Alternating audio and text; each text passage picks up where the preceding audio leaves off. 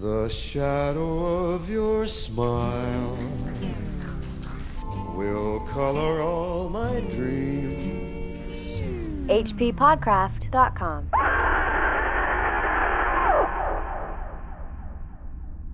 We are back at the H.P. Lovecraft Literary Podcast. I'm Chad Pfeiffer. And I'm Chris Lackey, and we're at hppodcraft.com.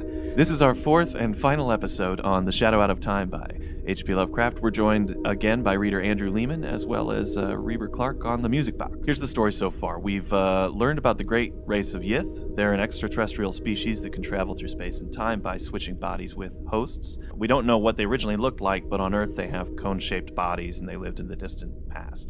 They switch bodies with hosts in order to study history in the future, and they have this library city where they recorded everything. At some point, another monstrous race that is dormant beneath this city will rise up to kill them, the flying polyps, right? Yep. The Yithians will have already jaunted forward to the future before that can happen, thus escaping their fate. Into some cockroach bodies. And the cockroach bodies take over after the humans are long extinct.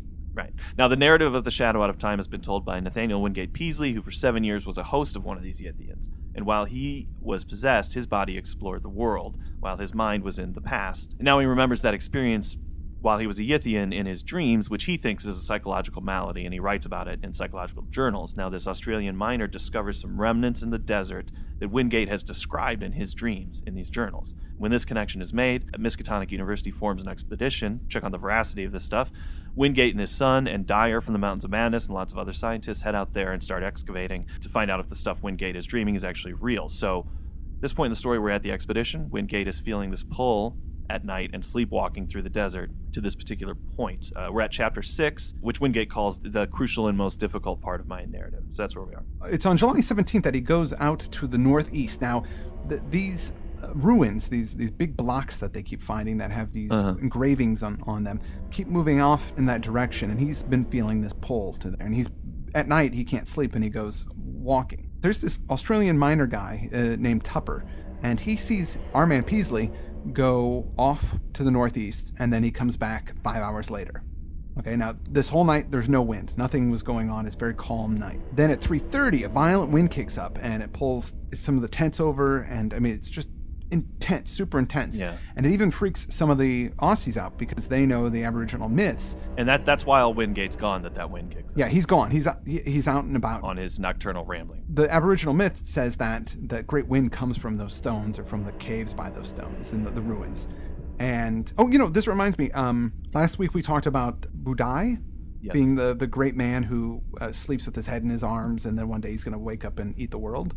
And I was like, I've never heard of that before, and I couldn't find any reference to it. On the forums, there was some talk about it, and I know Old Book had a couple theories himself, but I got an email from one of our listeners, Claire, who is also known as Star One Blaze, and she mentioned that there was this book called Queensland, Australia by John Dwayne Lang, and that was written in 1861. And there's a quote in here from that book. There are certain traditions among the Aborigines that appear to me to have somewhat Asiatic character and an aspect of Budai, or as it's pronounced by the Aborigines towards the mountains of the Moreland Bay districts, Buja, quasi-Buddha. They regard it as a common ancestor of the race and describe it as an old man of great stature who has been lying asleep for ages with his head leaning in one arm, and the arm buried deep in the sand. A long time ago, Budai awoke, got up, and the whole country was overflowed with water, and when he awakes and gets up again, he will devour all the black men. Now, this tradition is so remarkably similar to the following quoted by blah, blah, blah, blah, blah. This was being brought up because it's talking about flood myths.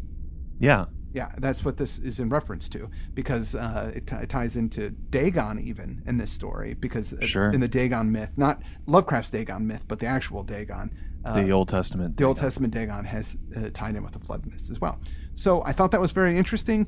I recommend going to the forums and reading on the entry of this podcast, because there's lots of talk about this, but that seems like that could possibly be... Yeah, what the Budai reference was. Budai. And you know what? There is a book by... Not that we don't push Joshi enough, but there's a book by him called Lovecraft's Library, which I didn't even know existed until I was trying to find. I wonder if Lovecraft read this book. And then I did a search for Lovecraft's Library, and it popped up. And there's a whole book about what books Lovecraft read. Oh, wow. and I want it. So I'm gonna try. I'm gonna try and snag that book to find out, because in his letters he talks about what he reads a lot. So we've got a pretty good idea of what Lovecraft has read and what books he owned and what things he referenced. So it's very possible that he might have read this Queensland's Australia book because it was written in 1861. So obviously before then. So well, thanks, Claire, for calling out those details to us. Yep. It was great. We asked about it, and we received it. Chad, remember last week when I called out Joshi about making a mistake in the H.P. Lovecraft Encyclopedia? Do I? I've had my house boarded up all week. I don't... I got some... Yeah, he tagged my house. What? Yeah, Joshi, middle of the night, some spray paint. He was like, first your friend, then you're next. Oh, no. You better say if you were right or not. I can document it here. I got proof. It was The Evil Clergyman. That's the one I was reading. Okay. Now, the part he says here, when he's describing what happens in the story, he says, and I quote, "After they depart, the clergyman takes up a coil of rope, mounts a chair, and with a strange look of triumph, hangs himself. The narrator then lurches backwards down the stairwell." Okay, that's not what happens. What happens is the guy gets ready to hang himself, and then he stops, and I'll give you the quote here. Hold on. "He attached one end of the rope to a hook in the great exposed central beam of the black oak and began to make a noose on the other end. Realizing he was about to hang himself, I started forward to dissuade him or save him. He saw me, ceased his preparations, looking at me with a triumph which puzzled and disturbed me. He slowly stepped down from the chair and began gliding towards me with a positively wolfish grin on his dark, thin-lipped face. Okay. And then..." I'm going to just not read the whole thing here, but then he pulls out the little matchbox, if you recall, and it scares the guy, and then the evil clergyman falls down the stairs. He backs up down into the stairs. So, wrong. That's not what happened. Well, I don't know. What do you mean you don't know? Joshi's probably right. He's not right. Look, man, I don't know if you know about this guy, but you know what I heard about him? One time, he put Chuck Liddell, the Ultimate Fighter, in a chokehold and held him there while he watched entire season 1 of Family Ties. That's ST Joshi. If he said that's what happened in The Evil Clergyman, that's what happened. The whole reason I bring this up is because when we research things, I like to be as thorough as possible. And as much as I even trust Joshi on these things, I like to double check. And Joshi, I know that eventually you'll come to England and you'll probably kick my ass, but that's a mistake. It's a mistake. It's a minor mistake. You have so many wonderful things that you've done that are so full of non-mistakes that having one mistake is not a big deal. Well, all right. Yeah, just for the record, I disagree with you, but cool. Let's get back into the story.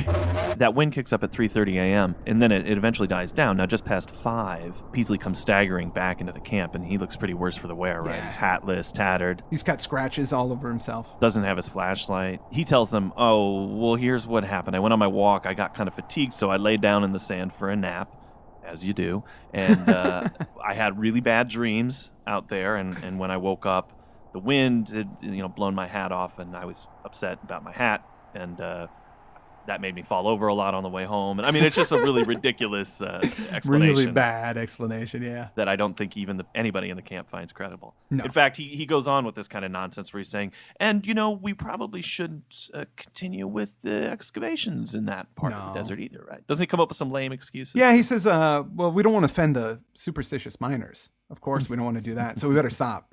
And there might be a shortage of funds for Miskatonic, so we better hurry up and wrap this thing up and just be on our way. Well, it doesn't work. They say whatever. Why don't you just lay down and get some rest? And they go ahead and they excavate in that area the next day. But whatever it was that he had found out there, nothing remains in sight. The sand has mercifully covered up whatever it was that he found that he referenced in the opening passages of this whole story. Whatever it was he found out there from this windstorm. From the windstorm. Yeah. And so he decides, I got to get out of here. And he asks his son to take him away from the expedition. Wingate takes him to Perth. And then from there, he's able to catch a steamer for Liverpool. And not to Cleveland. And not to Liverpool. That kind of contextualizes the whole thing. He's on the steamer back home when he's saying, all right, this is what actually happened. Yeah. He's documenting it. There's a great line here where it says, "Something was fumbling and rattling at the latch of my recollection, while another unknown force sought to keep the portal barred." I love that sentence. That's good. Because he doesn't want to say what actually went down. He feels he needs to, though, because, again, we talked about this last week. I just can't imagine going through something like this and how he lost his wife, he lost some of his children. He's had to rebuild his entire career from scratch. He's done all these things, and this is something that has plagued him. And of course, I can understand why he wants to exercise it, maybe by writing it, what it was going to help him out. Yeah, and we know that he basically found proof of what he was dreaming about. I mean, we know that. At this point in the story, after all these chapters, he finally gets down to, here's what I found out in the desert, and here's what happened to me that night while I was gone for those 5 hours. Mm-hmm. He was out walking. He didn't really know how long or for how far or even in what direction, but he spies this heap of blocks. Now, when he looks at it, he sees these have curvilinear patterns that are closely related. They're not just scattered blocks. No. This is part of one vast decorative conception. Right. And he realizes that he has found the masonry that they've been finding everywhere in its old position. It's a little beaten up, but it's in a very definite sense in a shape. And so he starts going crazy and digging at it and looking around, and he feels this stream of cool air trickling upward from a depressed place near the center of it. Yeah. So there's something below there, some existing structure. Yeah. And it's familiar to him. All this stuff is becoming more and more familiar, and he's like, wow, I'm remembering this. This isn't a dream. I know if I go here, I'm going to see this. And if I go there, I'm going to see that because I know this. Right. So he starts like a mad person, scrambling on his hands and knees through all of this masonry, trying to clear the space where that, depression is, where that air is coming out. And soon a strong draft blasts out of there, and he looks down, and there's all this tumbled masonry kind of going down like a slope into the earth. And he even, in this point in the narrative, says, I know in retrospect, what a terrible idea for me to go down into the earth all by myself when nobody knows where I am. Yeah. It seems like the utter apex of insanity, but he feels compelled to do it because, as you say, he remembers this. So he doesn't even hesitate. He goes down into the earth, down the scramble of all this. It's as if a ceiling or rooftop is caved in, and it creates this kind of passageway down. Eventually he gets to a level floor that's strewn with all of the blocks. Oh, yeah, an old corridor. You can tell it's one of these corridors that he recognizes. And in fact, it reaches so high that the beam of his flashlight doesn't reach the roof. Definitely and absolutely, the millennially ancient, eon-hidden corridor in which I stood was the original of something I knew in sleep, as intimately as I knew my own house in Crane Street, Arkham. True, my dream showed the place in its undecayed prime, but the identity was no less real on that account. I was wholly and horribly oriented. The particular structure I was in was known to me. Known, too, was its place in that terrible elder city of dreams. That I could visit unerringly any point in that structure or in that city which had escaped the changes and devastations of uncounted ages, I realized with hideous and instinctive certainty. What in God's name could all this mean? How had I come to know what I knew, and what awful reality could lie behind those antique tales of the beings who had dwelt in this labyrinth of primordial stone? He can't stop himself from remembering. He says, could I still find the house of the writing master and the tower where Zigaha, the captive mind from the star-headed vegetable carnivores of Anna?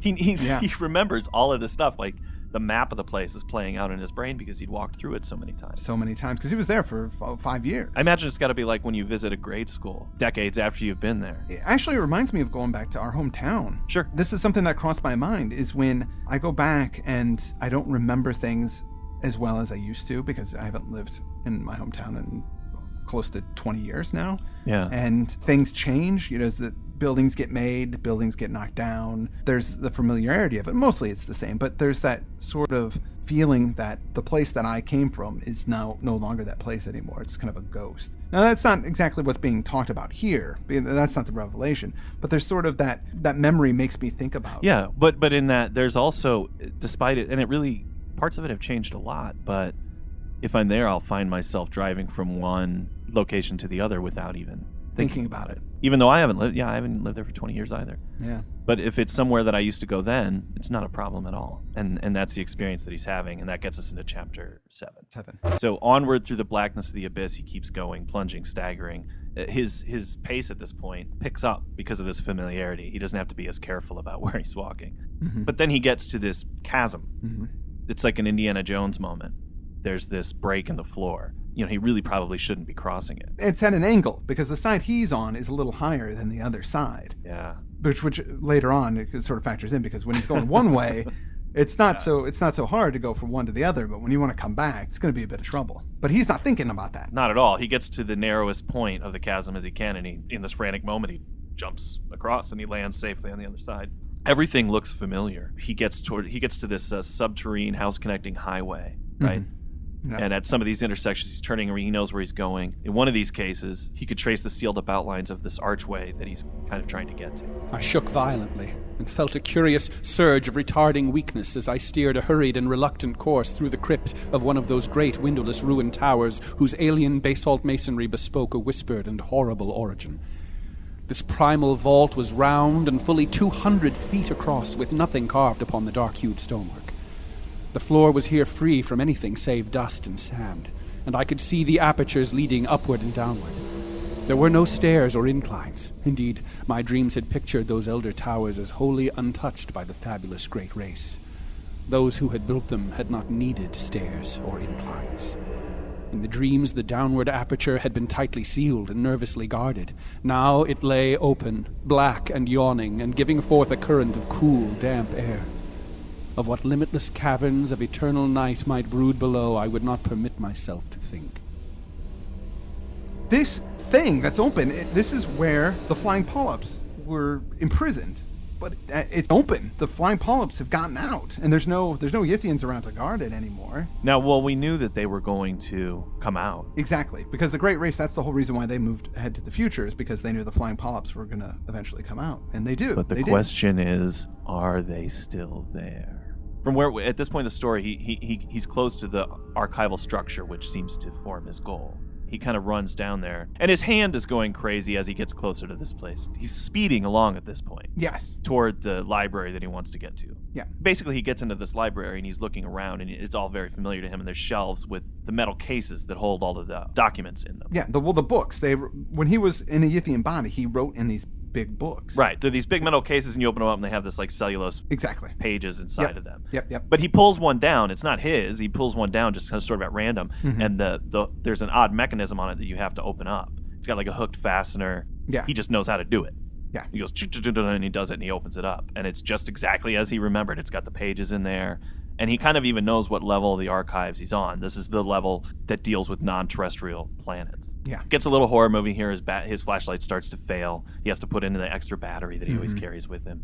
Well, that was kind of creepy because, too, he said he kept turning on and off his flashlight to kind of preserve the battery power. Mm-hmm. At the beginning, when he was inside, the roof was caved in so he could still get moonlight down. Yes. At the first part. So that when he only turned on his light periodically, I thought that was kind of a really scary bit. Because if you think about, you're walking around in dark, flick on the light, what's going to be there? You're walking around in the dark, flick on the light, what's going to be there? I thought that was really, that's really right. good. It reminded me a little of a case of Charles Dexter Ward a little bit. When Willett goes down in the catacombs and everything like that. Yeah. He's trying to get down to where he knows his writings are. Yeah. And as he's going, his hand is kind of twitching in a way like he wants to work that lock. Like his hand is figuring out what his tentacles would have done in the other body to work that lock. And it's kind of compulsively doing it. I thought that was such a strong image of him crazily walking through these catacombs, and his hand is just twitching through this combination set of patterns. And when he approaches where he knows his book is going to be, he does see that the dust is kind of unsettled. Well, it looks like maybe a couple of months before something happened here, because there's impressions lead off in two directions, as if something had gone somewhere and returned. And by the prints, there's a heap of cases that have fallen over. So it's like something happened here. And that gets us into Chapter 8. That my strange sense of compulsion was deep and overwhelming is shown by its conquest of my fear. No rational motive could have drawn me on after that hideous suspicion of Prince and the creeping dream memories it excited.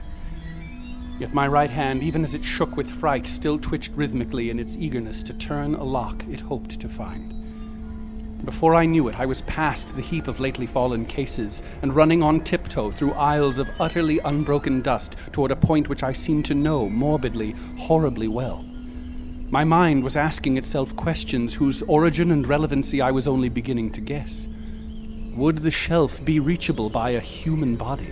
Could my human hand master all the eon-remembered motions of the lock? Would the lock be undamaged and workable? And what would I do? What dare I do with what, as I now commenced to realize, I both hoped and feared to find? Would it prove the awesome, brain-shattering truth of something past normal conception? Or show only that I was dreaming? I know the answer to that. Yeah. It's that great Lovecraft convention of paragraphs that consist only of questions. Am I crazy? Is it possible that this is happening? Well, so he finds his book, right? Yep. Cut to the chase here. He finds the thing, he pulls the thing from its container. Pulls out his book, he opens it up, and there's a horrible realization. He's freaked out, he's upset, but he doesn't explain what it is that he saw in this book. Right. And he doesn't even say it's his book. We just know Yeah. at this point that it is his book. He climbs down. Now, he had to get up to get to it because when he was a Yithian, he was much bigger, so he had to climb on the little knobby things to pull open the containers. So he climbed on those to get up to it and was able to get it out. And then he puts it in his bag, and he's going to just run. He's got evidence now to support what had happened to him. So he starts hauling. At one point, he makes a mistake. He knocks over some rocks. He makes a big noise. Yeah. That din, is sort of his undoing because it causes all this whistling and wind to suddenly start flowing through the chasms. A shrill whistling sound like nothing else on Earth. Yeah. And we know that these things, the wind is sort of their harbinger. That's what you feel before. The polyps. Yeah. But it made me think of Talikalili. Absolutely. It's the same sort of thing. Yeah. Although within that, an actual giant mass of Shoggoth horribleness starts chasing them up through, whereas here it's just kind of some wind. Yeah. not quite as scary. He's hauling, and then he gets back to that chasm that he had to leap over before, and as you say, he's on the wrong side of it. Yeah. And the wind is behind him. It's kicking up. My wavering torch was growing feeble, but I could tell by some obscure memory when I neared the cleft. The chill blasts of wind and the nauseous whistling shrieks behind me were for the moment like a merciful opiate, dulling my imagination to the horror of the yawning gulf ahead. And then I became aware of the added blasts and whistling in front of me, tides of abomination surging up through the cleft itself from depths unimagined and unimaginable.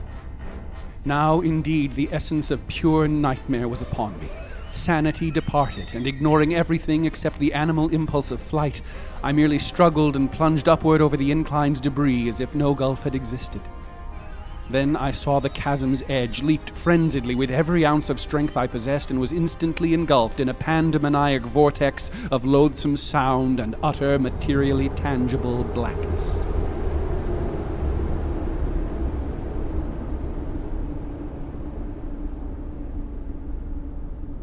This is the end of my experience, so far as I can recall. Any further impressions belong wholly to the domain of phantasmagoric delirium.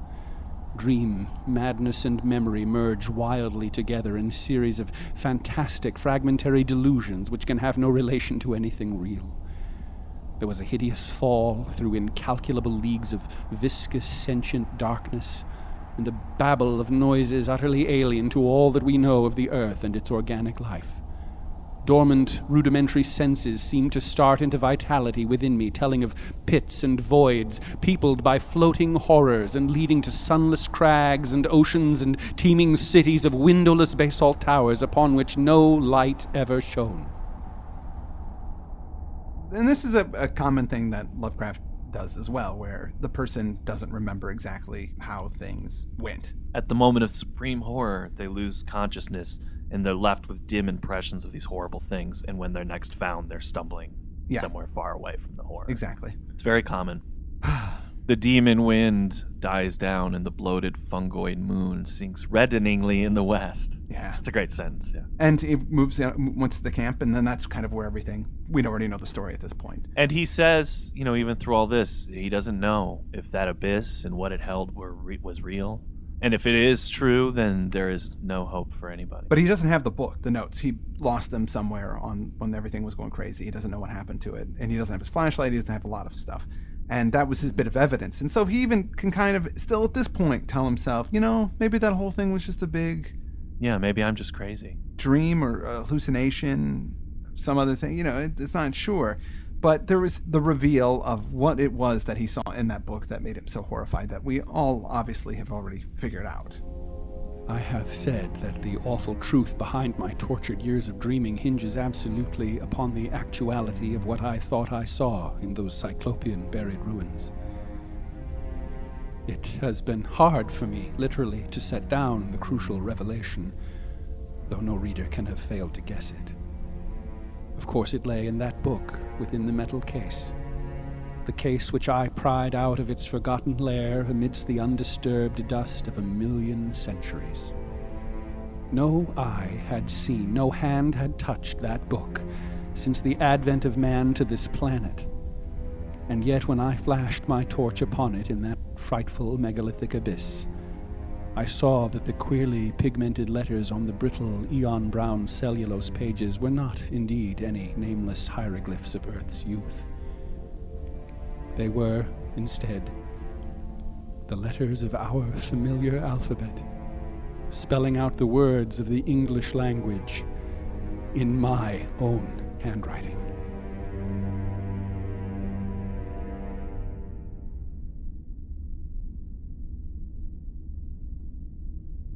That's the end of the story. That's the end of the story. All my dreams. So, Chad, what do you think of it? I really liked it. And as I've been ranking these things, I'd say it's among my favorites. Yeah. I did like it better than At the Mountains of Madness. I think it's a more personal story. It gets a lot of the same ideas about prehistory across, but it does it in a really interesting, non-indulgent way. Mm-hmm. I would recommend it to people who aren't even familiar with Lovecraft, but maybe have a passing interest in science fiction. Whereas I wouldn't recommend At the Mountains of Madness. But I think he's got other stories that are better horror stories for sure. Yeah. Well, I disagree with you. I like Mountains of Madness better.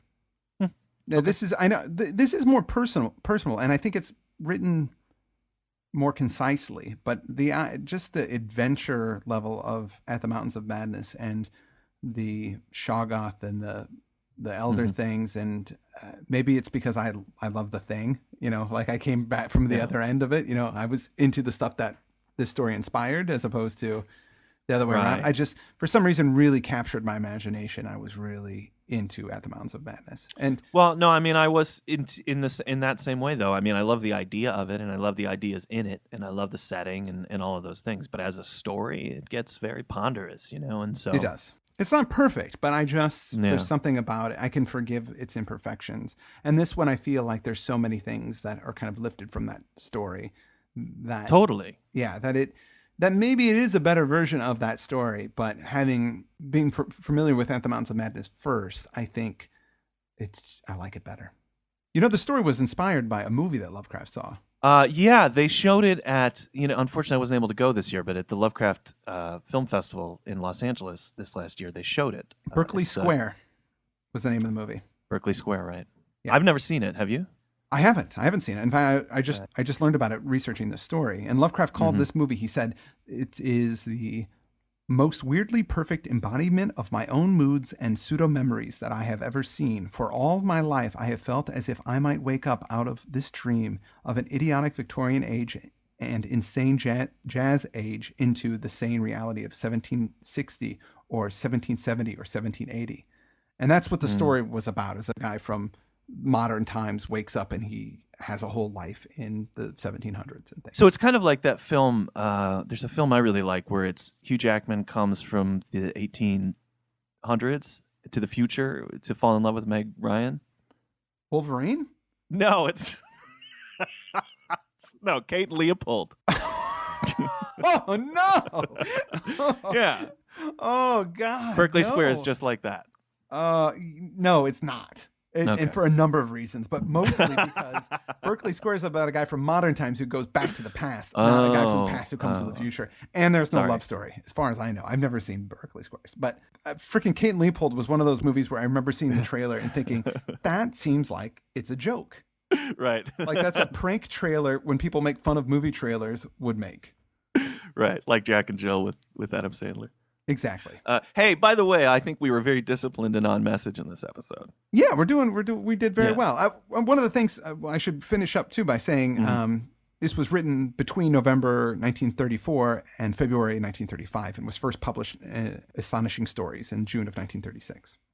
Yeah, saw publication in his lifetime. Yeah, covered that. Oh, there's another thing that I wanted to bring up. This is also going on the forums. People were talking about Nakotis. Now, I do another podcast with Paul McLean called News from Nakotis, which is just kind of a Lovecraftian game and news and movies and things like that. It's a little kind of a news type thing. Anyway, it's good. Nicotis, thank you very much. Nicotis is the name of supposedly this place where Peaslee came to visit. That's the archive is called Nicotis, supposedly. Right.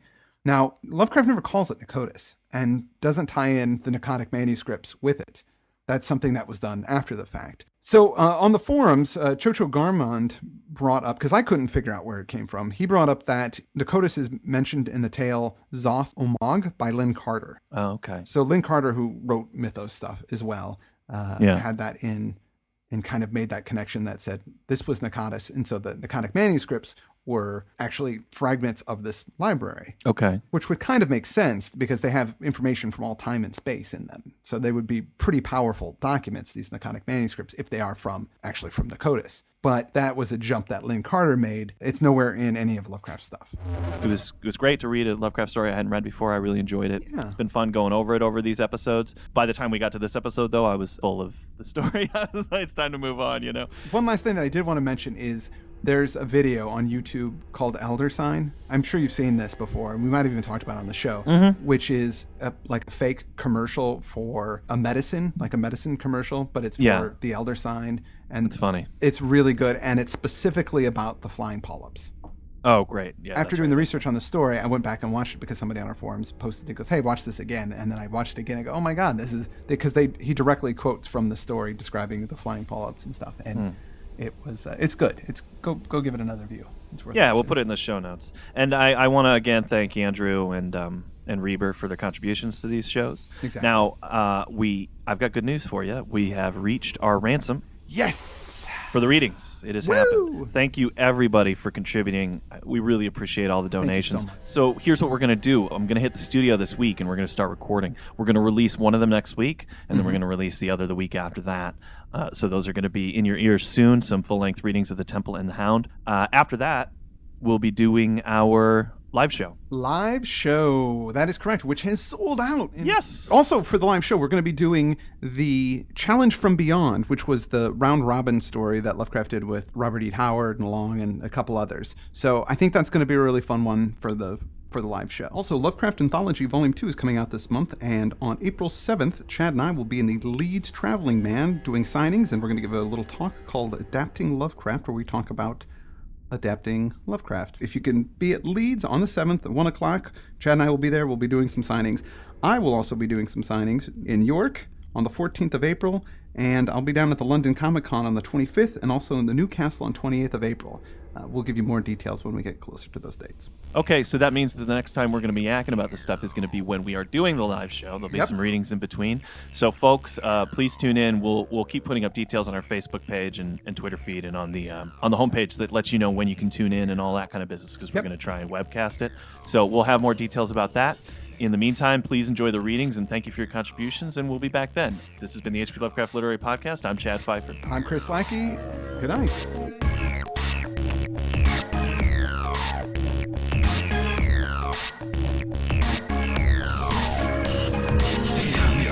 Invader, alien slime, I can rule your dance floor like a shadow out of time. Go like Pluto with the Neptune breath. No more missing ice like from planet X.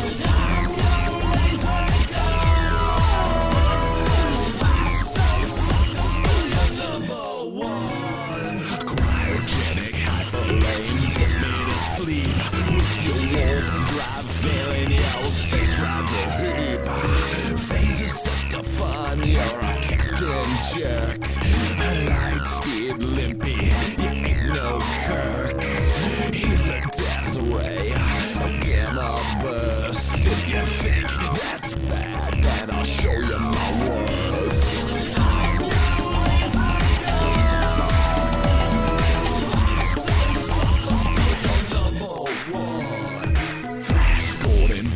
Rogers hand ain't so hot. I can transform faster than a nanobot.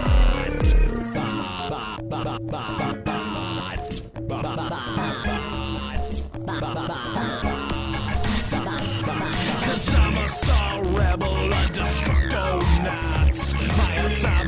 thrusters are on the spot. Missile command is my master plan. If it's 2600, then I'm your man. Right now, baby, with the Space Invader. If I get close now, I can get close later. Right now, baby, with the Space Invader. If I get close now, I can get close later.